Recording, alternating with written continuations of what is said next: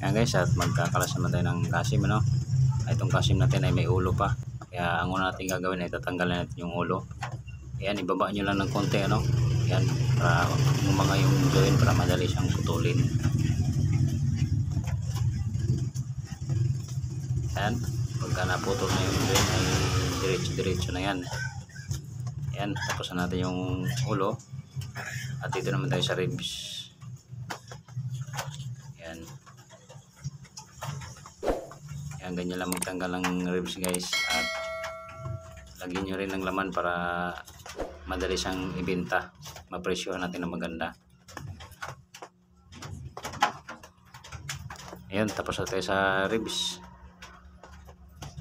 Ayan, at tatanggalan na lang natin ng taba sa ibabaw para malinis yung ating kasim.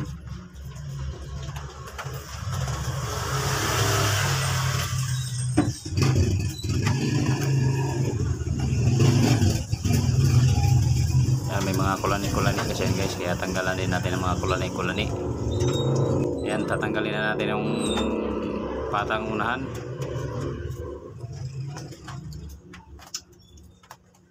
Ayan.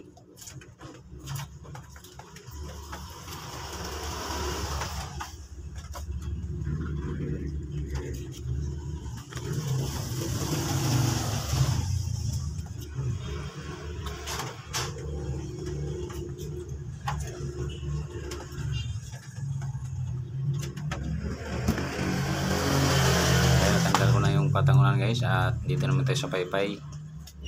Ito yung parte na mahirap tanggalin, yung parting paypay. Yung kailangan simutin natin yung mga litid-litid, putulin natin para paghila ng paypay ay madali na lang, kasi pag may mga sumasabit na laman ay medyo matigas siya. Pag hindi mo naputol ng maayos yung mga litid-litid, kailangan kayasin ng maigi. Masimot, walang matira talaga, para kasama lahat. Buo yung maganda yung pagkatanggal natin ng paypay, walang dikit na laman, ano. Guys, hihilain ko na. Ayan, oh, may naiwan sa gilid, hindi ko na kayas ng maigi, hindi na sama. Ayan, pag may ano sa dulo, putulin nyo na lang ng kutsilyo. Ayan, katulad yan. Sa gilid, hindi ko na ayos pagtanggal yung litid, may dumikit pa, hindi ko na putol.